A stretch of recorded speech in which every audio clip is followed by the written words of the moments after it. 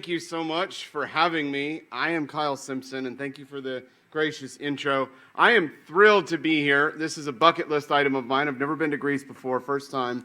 And we are certainly in the most beautiful venue in the most historic city in the entire world, and I'm thrilled to be part of that. And I'm also thrilled because, like many of you, this is my first time to be face-to-face with folks like you in over 2 years. So I'm thrilled to be here, and thank you so much for having me.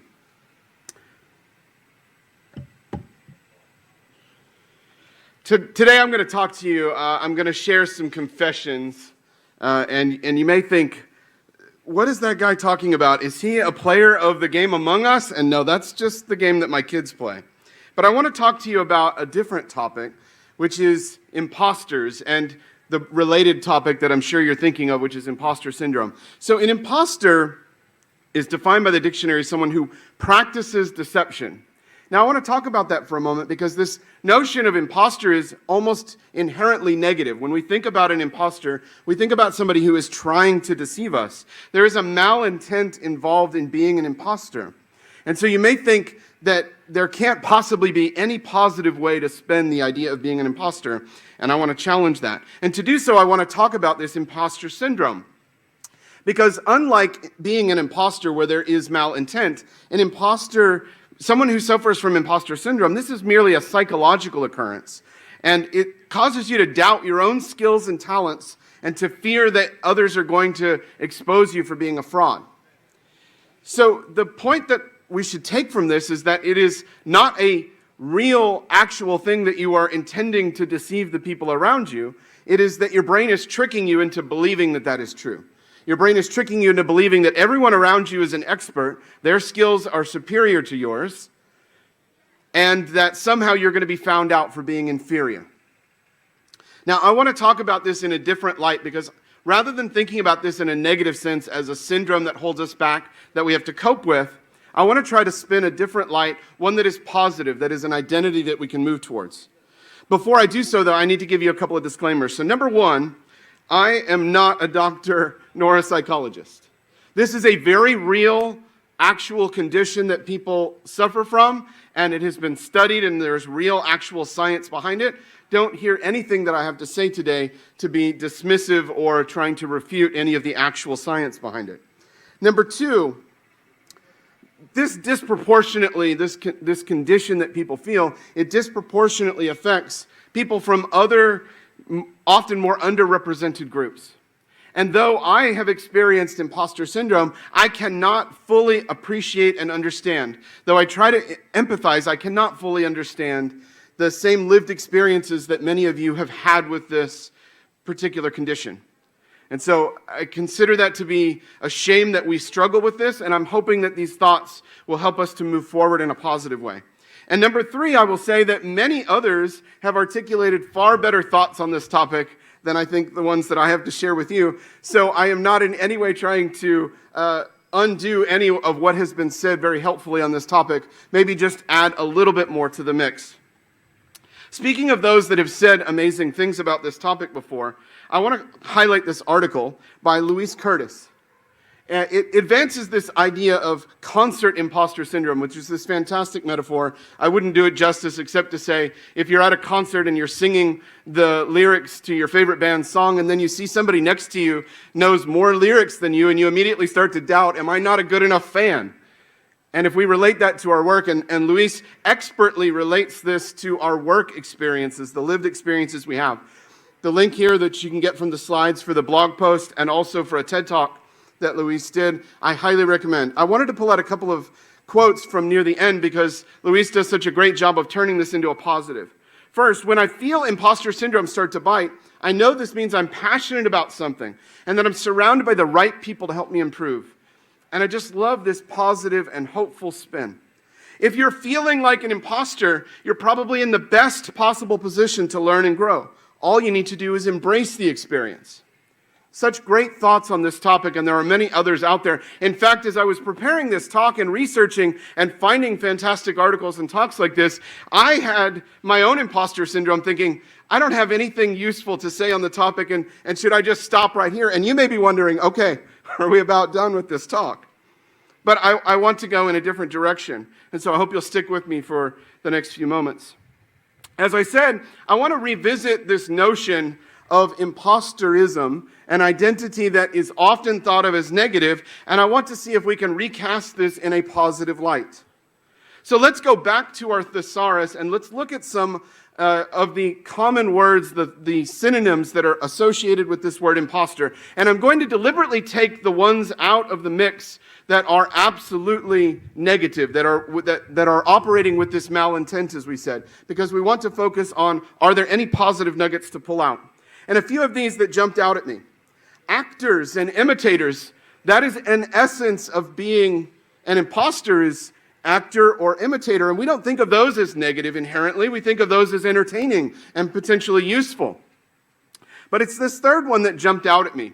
This word empiric. I don't know if you've heard this word. It's a rather arcane and sort of old word, but you will recognize the root because empirical, which is focused on evidence, and empiric is someone who is inherently focused on evidence. A person who relies solely on practical experience rather than on those established scientific principles. Now, to be sure, there is a positive and negative way for this to go.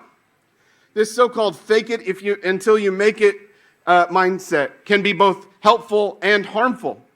If you fake it and then you keep faking it and you keep faking it and you never actually move towards the real and correct understanding, if you completely forget all and ignore all contrary evidence and you stay stubbornly focused on your own narrow view of something, that's certainly not the right way to go. But can we think about how a person who is an empiric, if they rely on the practical experience, that unblocks them to move forward. And it's this sense of being proactive and moving forward without waiting first to have accrued all of the accolades and all of the experience to be called an expert. If you can move first and do first and then learn as you go, I think that's a more positive way of going about it. Now, I've heard something like this quote many, many times. People have asked me this question. They'll say something like, I'm working on this thing, and it's a project or it's a talk or something like that. And I suspect that most everyone here in the crowd has something that they have been working on, that they love and that they're passionate about. But then they would say, it's not good enough to show others yet. Have you ever felt that? Because I certainly have. And I want to share with you the advice that I always respond with, which is that if you wait until you are, quote, an expert, then you've waited too long. Because being an expert is an end. It's not the means. It's not the journey in between. And actually, it is the journey that is most important. When you listen to someone who is an expert on a particular topic, and all they come along with is the accolades of how great they are at the topic, it is much harder for you to place yourself in a position where you could go on that journey with them. So when we share early and often with others, before we have supposedly in our mind become an expert on a topic, we invite others along on that journey. That's the most important part. Not the end, but the place that we take, the steps that we take to get there. Now I want to illustrate this for a moment, and I'm going to attempt to switch this over. I'm going to illustrate this, and I have put up my camera so that you can see a little bit easier. I brought along a t-shirt. You can see that I've got this t-shirt here. I brought along this t-shirt, and I want to illustrate for you something very common task that probably all of us have done. I do every single time I do my own laundry, is that my shirts come out turned inside out, and so I need to invert the shirt. So what I'm going to do is literally pull the whole shirt through the top hole, the neck hole, I don't know if that's what that's called, but through the top hole, I'm just going to invert the whole shirt. And here I have turned the shirt completely inside out. It says wrong way, but is this the wrong way? It's merely inside out. But something that's very interesting about inverting shirts and pants and other sorts of articles of clothing is that you can actually invert it by pulling it through any one of the holes in the garment. So I can pull it through the sleeve. And it's a little bit more difficult, but you notice that I'm able to completely invert the shirt, pulling it through any one of these holes. So I have a question for you. When I pull it through one of those holes, have I done it inherently the wrong way? I got the job done. I inverted the shirt. Now, if I were to turn the shirt upside down and pull it through the bottom, it inverts much easier. So certainly there are ways that are easier to do a task and ways that are a little bit more difficult to do a task. But is it inherently the wrong way if you accomplish the end goal? That's the question I want us to contemplate here. Let's go. There's actually, by the way, I just wanted to give this as a little side note. There's actually a bunch of math behind the ability to invert a shirt through any one of those holes. As I was doing some research for this, there's a whole bunch of terms here. I have no idea what any of those terms mean. But the point that I want to ask you, though, is without understanding what math is involved in me being able to invert the shirt, clearly I'm able to invert the shirt. So do I have to wait until I have a math degree and an expertise in these math concepts to be able to accomplish that task? No, I do not. Because sometimes doing is actually the best way to learn. I will say it's important, it's very preferable for you to eventually understand how what you're doing works. Don't hear any of what I say today, this focus on doing, without having first the expertise of knowledge. That doesn't mean don't go pursue knowledge and understanding and learning. I've spent my whole career trying to encourage people to learn things like JavaScript more deeply. It's important to learn. But the message that I want you to take from this talk is don't wait for that full understanding to get started. You hold back and you think, oh, I'm not quite good enough to push out there. Let me give you a very highly technical graph to understand this. What I'm suggesting is that if you do, the doing leads to learning, and if you learn, the learning leads to doing. It's actually no more complicated than that. This is a virtuous cycle, and we should not wait for the learning to do the doing, and vice versa. So let's go back to this notion of imposter, and I want to redefine and reclaim this idea. I'm going to call it a professional imposter. And here's how I would define a professional imposter: someone who's passionate enough to do early and often, and they're patiently observing the experience and turning that into expertise, and they're always curious and willing to ask how and even why. I don't know about you, but that's exactly the kind of person that I want to be in my career. It's what I strive towards. Now, you may wonder, why would you use the word imposter instead of something like amateur? And it's because this is the only way to untrick our brains from paralyzing us with this imposter syndrome, is to turn imposter from a negative thing into a positive thing that we strive towards. So if you, like me, feel that being an imposter is actually something that we could step towards rather than shun and shy away from, I'm starting up a bit of a campaign here, the Impostor campaign. And you can go and read a little bit more about this at this website, impostor.ly. And actually, if you would like to be an imposter and be proud of being an imposter the way that I am, you can sign the Impostor Manifesto on this website. So I encourage you to consider this and to spread this word to others. I want us to be proud about our skills and our talents instead of fearful that our skills and talents are not quite good enough. Now, you came to a talk where I said I was going to give some confessions, so it is definitely time for me to give you some confessions. These are things that are basic fundamental skills in our industry, but which I consider myself to be a professional imposter at. I'm going to start with design, specifically with web design. Now, you're going to have to be careful with your eyes. Here's a trigger warning here because some really terrible design is about to show up. These are websites that I designed and built at the beginning of my web career back in like 2000, 2001, and I am deeply embarrassed to show the entire world sites that I built. Yes, I designed those and actually put those out there, and somebody for some reason paid me to do so. I actually have an art background, so I thought, I'll be good at visual design on the computer, but clearly those skills did not transfer very well.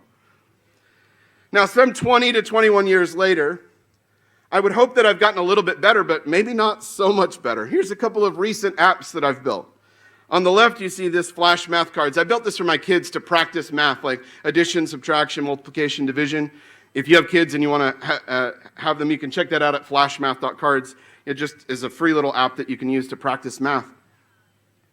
And then on the right, I have a game that I recently built. If any of you have played the word-based game Wordle, It's kind of a sensation in a lot of the world. I got really interested in Wordle. I play it every day, but I've been frustrated that it's a lot of luck-based things, and I wanted a fully skill-based word game. So I created this game called Dwardly. Very briefly, the premise of the game is that you start with a word, and you have to make each move by changing a letter, removing a letter, or adding a letter. And your goal is to get down to a single letter word like A or I. But every single word has to be a real valid word. So it's fully skill-based, and there's no luck involved if you're interested in word games and you like those. I've gotten maybe a little bit more competent at design, but I certainly have a long way to go. Let's talk about HTML. Another core basic tenet of our industry. And I am absolutely here to declare and to confess that I am a professional imposter at HTML. This is some markup from a page that I did, and it doesn't even really matter exactly what the markup is, but this is some markup that I put together for a little app that I was using to collect survey information from my Kickstarter backers. I couldn't really make use of the other survey tools that were out there, so I built one. And I wanted to just show you, like, there's no, like, first of all, this is not in JSX. There's no fancy web components or custom elements or anything going on. I'm using plain old boring stuff like paragraph tags and even the dreaded BR break tag. It was just good enough to get the job done. I didn't wait around because I don't consider myself capable of doing those more advanced ways of structuring my HTML and representing it, and I didn't wait around to have that expertise to be able to push something out and get a job done. That Flash Math Cards app that I referred to, this is what it looks like when you're in a timed challenge, and I just wanted to highlight the markup for that equation part, the 7+1 part. This is what that markup looks like, and again, no web components, no fancy custom elements, no shadow DOM or anything like that I know many of us are really excited about and you'll actually hear talks today about. Just some divs and some spans. I used a little bit of CSS, maybe not even great CSS, we'll talk about that in a minute, but a little bit of CSS to make it look good, but I was trying to do the best job I could of making this markup make sense in case somebody was consuming this with a screen reader, for example. That's not markup that I'm super proud of, but it got the job done.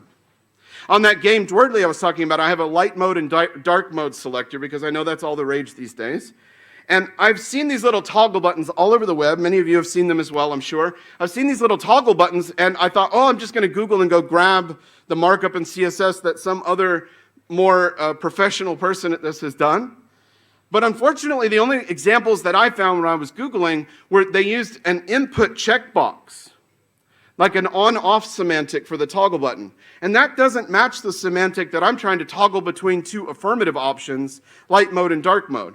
I actually wanted like radio buttons styled like this, and try as hard as I could, I couldn't find any good component examples for that. So I just had to invent a bit of markup to try to approximate what I was going for. So I did some radio buttons and then a div in between them to do the little colored track behind them. This is very rudimentary markup.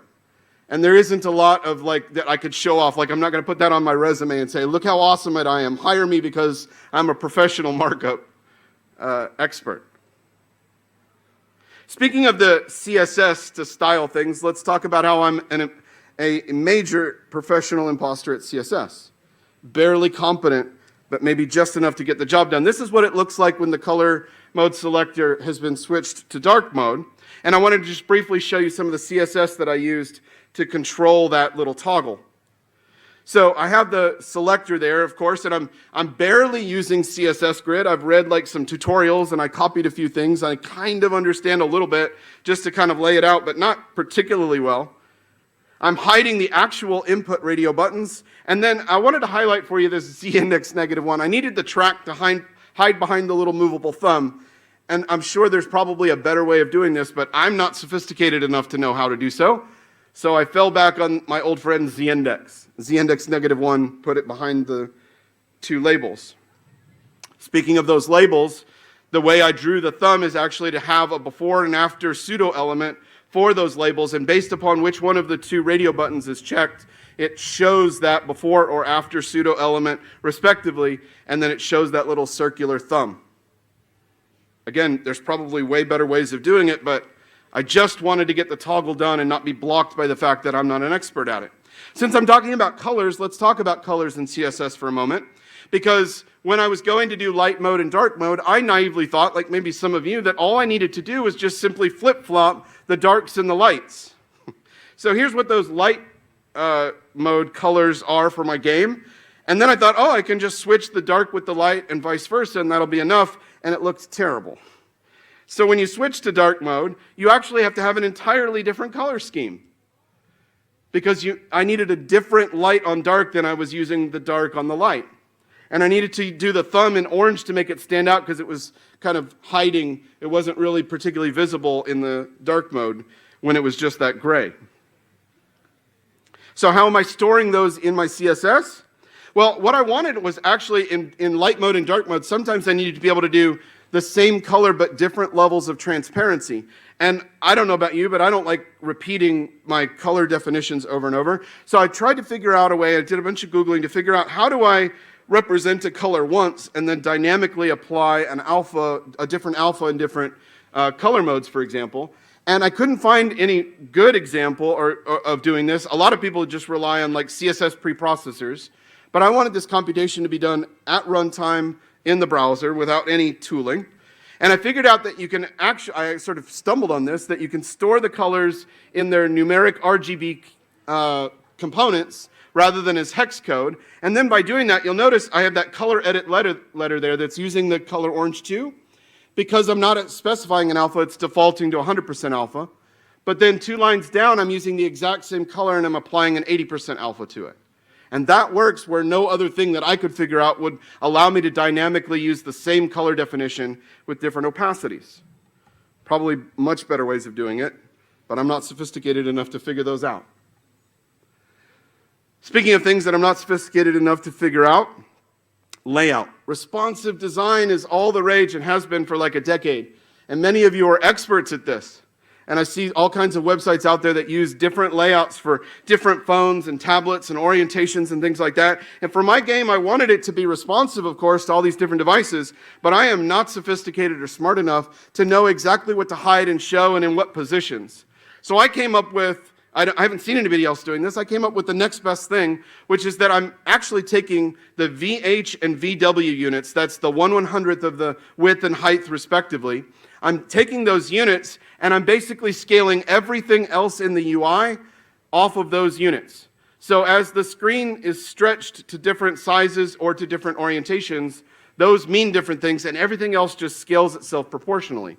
So it's the exact same interface, just scaled up or down. There's minimums and maximums on that scaling, but basically it's the same interface at any different size because I'm not sophisticated enough to figure out what it should look like. And to be quite honest, as a user, I often get frustrated when I've used something on a desktop or a tablet and then I go to use that same thing on my phone and it's hidden because the responsive layout couldn't put it on the screen and then I don't even know how to get to that particular mechanism. So I certainly don't know how to design this well enough to avoid those problems. How did I do that? Again, just the VW and VH units, and then every other computation, every font size and spacing and everything is just a computation off of that, like the header text size being that divided by 12. And I just fiddled with those numbers until the interface looked right, and then it, boom, magically just scaled itself perfectly no matter what browser window or orientation I used. I did need to fix it up a little bit because CSS isn't great with its computation of those things.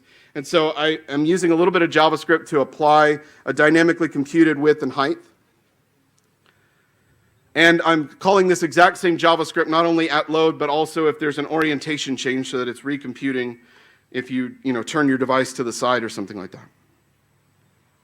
Now I'm going to say something that may surprise a few of you, but I'm also a professional imposter at JavaScript. Many of you probably think of me as knowing a lot about the language. I know a little bit about the language, and I've been asking a lot of questions about it. When I set out to write these books about 8 or 9 years ago, I had actually been doing JavaScript and paid as the JavaScript expert for many years prior to that, but I realized that I didn't know hardly any about JavaScript. I didn't know exactly how it worked. And so I gave myself a forcing function. I knew I wanted to learn JavaScript, so I signed a book contract with a publisher that then forced me to go learn. And so these books are not me writing what I already knew. These books are writing what I figured out when I asked those questions and searched out the answers. And that might be the only difference between me and you in terms of JavaScript skill, is that I just asked more questions than you did, and I didn't stop until I found some answers. Here's some JavaScript that I'm proud of and also not so proud of. I'm using just basic function declarations and the dreaded var keyword and basic for loops here. But this code gets the job done. I'm not using any of the fancy TypeScript stuff, which automatically makes me a second-class citizen, because I don't even know how to write TypeScript. I mean, I've seen that syntax, but many of you are experts at TypeScript, and I am certainly not. Speaking of JavaScript that I can be embarrassed by, I often will fall when I'm prototyping something back to using the alert keyword. I know it's real hard with the sun there, but using the alert box for messages. And I had done that in the survey software that I was talking about earlier. I had used the alert box. And right before I shipped it out to my backers to start filling out their surveys, I was really embarrassed by it. So then I went and got this little library called Sweet Alert and dropped in the replacement calls for that, because I didn't want to feel embarrassed, like people looked at my code and said, oh, he's only using the alert box. But then I realized actually afterwards that maybe I should have stuck with using the alert box, because if it's good enough for the Google Calendar developers, Google Calendar actually uses the alert box. So maybe alert is actually not something to be embarrassed about. All right, for the final section of my talk, I'm going to focus on this topic. And by a show of hands, do any of you know what this logo stands for? I see just a smattering of hands. I wish that more of you knew that this stands for accessibility, a topic which is often kind of a second-hand discussion point. I left this topic to the end of my talk, not because it's the least important and because it's optional, but actually because I think it's the most important thing I have to share with you today. I'm a professional imposter at making the things that I build accessible. But there is something that is different between me and a lot of my peers, which is that I care to try. And this is a challenge that I'm going to be putting at you, and if you feel a little bit uncomfortable with this challenge, good. I want you to feel a little bit uncomfortable. Because I want to ask you the question, why is it that accessibility is always this afterthought? Why is it not the first and foremost thing that we consider in every single thing we do as builders of the web? I had a conversation with this fantastic developer named Andreas Lopez, an expert, at least in my view, in accessibility and specifically in game design. And Andreas did something really interesting when we were having our conversation. We got on the Zoom call, and the very first thing he said right off the bat is he said, you know what, Kyle? I noticed that both you and I have a disability. And it surprised me. It took me off guard. I was like, what are you talking about? And he took off his eyeglasses and said, both of us can't read or understand what we're doing on the screen unless we have this accessibility tool that we put on our face. We're privileged enough that for that particular disability, which is not great eyesight, like 70 to 80% of the world has vision problems. But somebody helpfully invented an accessibility tool that I can wear on my face. And many of you out there are like me. And it was such a profound way of thinking about it, and the truth is even more important, because we often think of accessibility as a us versus them topic. And the truth is, this is all of us. Every single one of us is in the exact same people group. Every one of us that is listening today has in some way, shape, or form in your life faced an accessibility challenge, an ability challenge, and you were more or less successful at finding compensation for that ability challenge. So when we think of people that have accessibility challenges as them, we've divided that people group unfairly because they are us. Not all ability challenges are obvious. Not all of them are visible. And not all of them are permanent. You can have an ability and then have a temporary condition that affects that ability and then later revert back. So we should not be thinking about accessibility as a binary characteristic about a person that permanently puts them in a different bucket that we don't care about. They are us. And basic human decency demands that we respect them as much as we respect ourselves. WCAG is the organization, the international organization, that sets forth the principles for accessibility in technology and software. If you haven't read these principles, I strongly challenge you to go spend some time reading it. Remember, I'm not an expert on any of this stuff, but I cared enough to Google and ask, what do I need to know if I want to care about accessibility? And some of the principles that are pulled out, that code should be perceivable. That means all of our senses, not just our eyesight, they use the little eye icon, but all of our senses, our hearing. Maybe someday we're going to have VR headsets that give us smell and taste. We have haptic feedback. The things that we build need to be perceivable by people with different ability challenges with their different senses. They need to be operable. There's motor mechanics like using your hands and your arms and other parts of your body to achieve a certain task. And different people have different operability challenges. They need to be understandable. As I said, not all ability challenges are obvious from the outside. Some of them are in our own brains. And some of us have cognitive challenges where too many things are on the screen at once, or things are moving or changing too quickly. It's a challenge for us. And we need to be asking, am I considering those folks that may have a cognitive ability challenge in what I design and what I build? And this last one, which I love so much, because we often think of responsive design as purely a visual pleasing thing. You want it to look nice. It turns out that responsive design, the notion of making something work on all these different devices, is a core tenet of accessibility. Because for those of us that are privileged enough to choose between a computer and a laptop and a phone, well, that's great for us. But there are some people that have to choose different devices based on their ability challenges. So making it accessible to them is so important. Why is this such a controversial topic? I want to really push you and challenge you, and if this makes you feel uncomfortable, I've given you the warning ahead of time. How many of you have ever had a conversation with a boss, a stakeholder, a paying client, where you said, listen, I really need you to put some more time, some more money in the budget so that I have time to get all of my Docker containers organized, and I have time to set up and configure all of my different build tools and my linters and my IDE integrations and all of my plugins, because those are just absolutely critical for me getting my work done. Did any of you ever ask for any of that? And the truth is no, because you assumed that's not optional. That's just part of how I get my job done. But then we take our own conveniences as the most important, and then we take this most basic fundamental tenet that is accessible for fellow human beings, and we make that optional. We allow clients and bosses and stakeholders to say, we don't really have time for that. We're not really that concerned about that problem. Hear me on this. We are builders of the most inclusive platform that mankind has ever created. That is an awesome responsibility.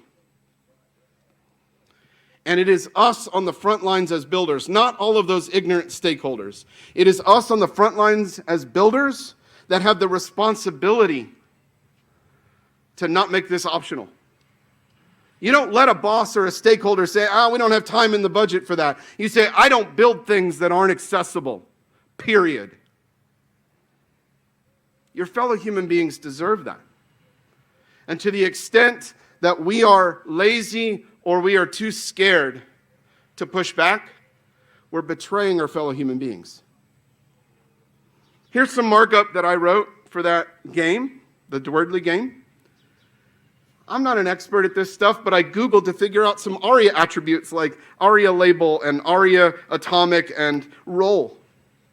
And I tried to put them in to maybe make the markup make a little bit more sense to a screen reader. It's not just when we build for the web. These very slides themselves in Google Slides, I went through and made sure that every single image in my slides had proper alt text on it. Took an extra hour or two of preparation, a little bit tedious. Why? Someday somebody might take a PDF export of my slides, and I want it to be as accessible as possible to them. Also, I wanted the colors to be as accessible as possible. This is a little free website called contrastratio.com, built by the fantastic and intelligent Leah Veru. You just put in 2 color codes, and it tells you what is the actual contrast ratio of these colors, and it then helpfully provides you information like, I don't know what 4.93 means, but it tells us that 4.93 meets the AA standard for accessibility. There's 3 levels.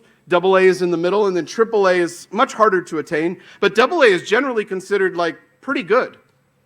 And it actually doesn't take that much effort. I spent 5 minutes tweaking the color scheme for these slides to come up with an accessible color contrast ratio between the background and the foreground color. And I'm just a single developer, a professional imposter trying to figure things out. What then is the excuse when we have worldwide popular games like Wordle? Millions upon tens of millions of people playing this game, and yet it fails the most basic of accessibility questions like color contrast. What's the excuse? Now, I've heard people push back on me when I've brought this up in social media. People have pushed back on me and say, well, wait a minute. It's this one individual guy that built this for his girlfriend. You can't hold him to that same standard. He wasn't concerned about that when he was just building it as a gift for his girlfriend. Now, I don't know anything about Josh or his girlfriend, so I'm only inferring here from public information. And I apologize if I get it wrong. But my guess is that his girlfriend did not have accessibility challenges, because if she had, he probably would have built this differently. And I guess he also wasn't thinking about the future condition that she might temporarily or permanently have accessibility challenges. Now, if you want to think about color contrast, that's not that big of a deal. It gets deeper than that. There's missing tab indexes and focuses and other basic things. And also, if you dig into the DOM, there's no ARIA label. There's no ARIA attributes here. And we have these fancy web components that everybody's excited about and writes blog posts about how great they are. And yet, how's the screen reader supposed to make sense of all this 15, 20 nested levels of DOM elements and shadow roots, and not a single descriptive label there to help whatsoever? If you forgive Josh for building this, which I understand, what is the excuse for the New York Times, who has now owned Wordle for 3 months or more? They have hundreds of super intelligent developers, and I know many of them, and millions of dollars of budget. And what was the first thing they did when they bought Wordle? They made sure to put their logo in there. They made sure to insert hundreds of trackers, and yet they didn't even address color contrast ratio or basic things like ARIA label. Now, I know I'm probably being too hard on the New York Times. They probably have lots of complicating factors that are preventing them from moving as quickly as I would love for them to have moved. But I've sat back for 3 months, and I play it every day, and I always check it just to see. And my question is, how long is it going to take before we change this conversation to where accessibility is not an optional thing? You see, because the responsibility that Josh had is the same responsibility that the New York Times has. They're not different. There's a spectrum there, but those are not different. That is the same responsibility, that we have a responsibility to build, assuming that every person on the web should be able to access it. If we choose to build for the web, we've already chosen to not care about political and geographic boundaries. But why then do we consider physical ability boundaries to not be that important? The web is inherently accessible, and we mess it up. And we have to stop messing it up and stop allowing this conversation to be about an optional nice-to-have feature. This should be built into the way that we do our jobs. And if you really truly want the label of professional, if you really truly believe in open and inclusive principles and ethos, and if you hold that ethic dear to your heart like I do, you have no option. It is not optional. I want to have a little thought experiment for a moment. I'm just about wrapped up. What is the piece of software technology that, if you were to envision working on it, you would say, it is most difficult to imagine that I would build this with accessibility in mind? What's the thing that would be hardest to do? If your brain is like mine, it goes to live-action video games. Thinking about making a live-action, like a first-person shooter, one of those live-action games, especially on a console or a computer or something, making that fully accessible seems almost impossible to me.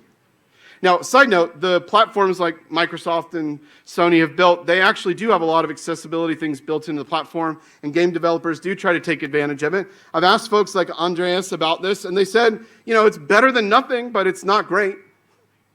It's not great. So we think to ourselves, there are certain kinds of apps that could never be built plausibly with accessibility in mind. And my brain often goes to, well, if I was building something really fancy like a live-action game, I wouldn't worry that much about it. But is even that an excuse? It's difficult, sure, but I kind of think maybe it's actually possible. So I have a challenge for all of us, the whole community of web builders. I have an idea for a game that I want to exist. I call it Impow RPG. I don't know how to pronounce it, but the idea behind this game, it's a live-action and RPG game where you select different characters, differently abled characters, to tackle different game objectives. And by the way, that should sound fully familiar to you if you play games, because that's exactly what we do in all RPGs. We choose the magician who knows the certain spell, or this other character who knows this particular potion. We do that all the time.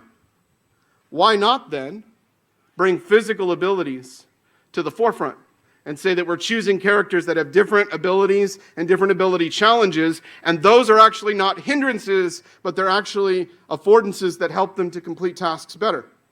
I want a game like that to exist. And by the way, as the player, when you select that character, you actually have to use that accessibility tool to play the game. Now, what it takes to make this game has all kinds of skills that I do not possess. I can't bring this into existence even though I want it to exist. So it's a challenge to all of us. Can we build something like that? Because if we could, and if we chose to be brave enough to do so, I think we would remove all remaining arguments as to why accessibility is an optional us versus them thing. Because if you can make that accessible, you can make any piece of software or technology accessible. I want to close by reintroducing myself. Hi, I'm Kyle. And I'm a professional imposter. I'm just trying to learn and do and not get stuck because I haven't attained some particular level of expertise before doing first. But I always want to keep learning and doing and pushing ideas out there and trying to make this world better. How about you? Thank you very much for your thoughts today. I appreciate it.